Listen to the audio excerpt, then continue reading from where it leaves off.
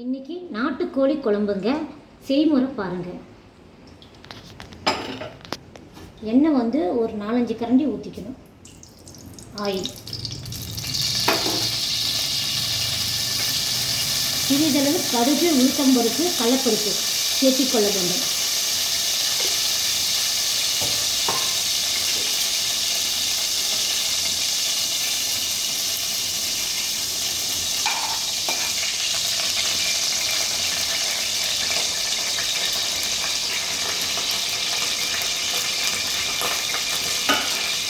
அப்புறம் வந்து கருவேப்பிலை சேர்த்திக்கொள்ள வேண்டும். தக்காளி சேர்த்திக்கொள்ள வேண்டும். வெங்காயம் கொஞ்சம் சேர்த்திக்கொள்ள வேண்டும்.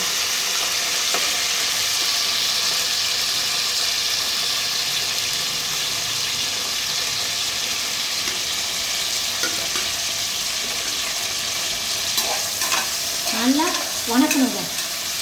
நல்லா கிளறணும். மஞ்சத்தூள் சிறிதளவு, மிளகாய்த்தூள் தேவையான அளவு, உப்பு தேவையான அளவு, கறி மசால் 25 கிராம் போட வேண்டும். 1 கிலோ கறிக்கு வந்து 25 கிராம் போட வேண்டும்.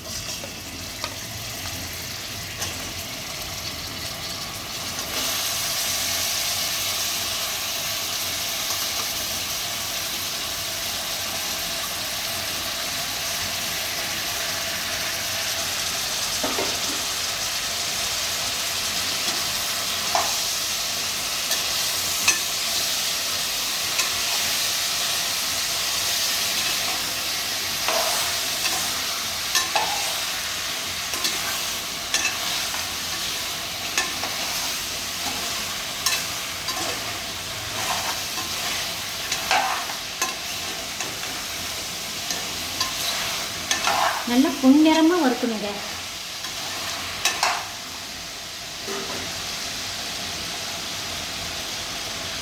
வறுத்த பிறகு ஒரு 2 கிளாஸ் தண்ணி ஊற்றி வேக வைக்க வேண்டும்.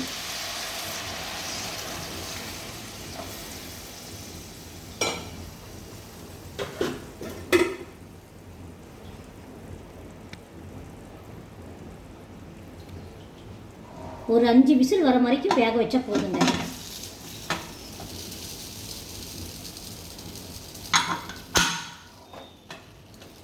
அப்புறம் வந்து தேங்காய், பொட்டுக்கடலை, இஞ்சி, பூண்டு, மிளகு, சோம்பு, லவங்கம் இது எல்லாம் மிக்சியில் போட்டு கொஞ்சம் நெய்ஸாக பதமாக அரைச்சிக்கணுங்க. நல்லா வெந்துருச்சுங்க. இப்போ மசால் வந்து ஊற்ற போகிறோங்க. இப்போ பாருங்கள், நல்லா வெந்துருச்சு.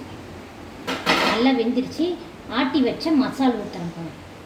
தேங்காய், கடலை, இஞ்சி, பூண்டு, பட்டை, லவங்கம் எல்லாம் ஆட்டி வச்சதை இப்போ ஊற்றுறேன்.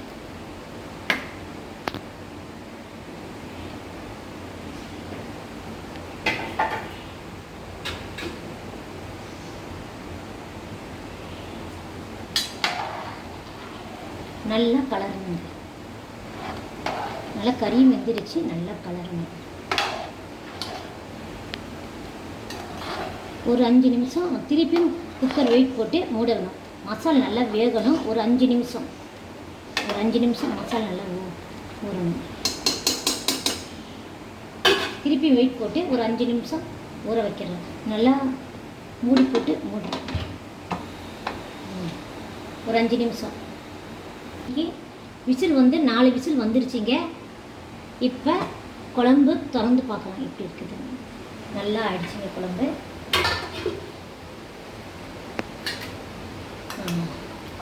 நாட்டுக்கோழி குழம்பு நல்லா வாசமாக இருக்குது சாப்பிட்றதுக்கு. இந்த குழம்பு வந்து சாப்பாட்டுக்கும் சேர்த்து சாப்பிட்லாம். இட்லி, தோசை சாப்பிட்லாங்க.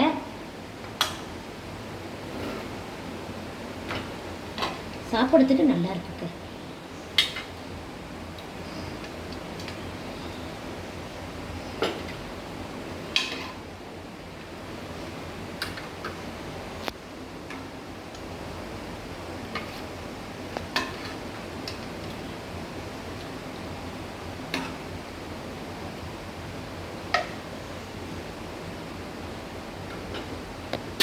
நாட்டுக்கோழி குழம்புங்க சாப்பிட்றதுக்கு நல்லா இருக்குங்க.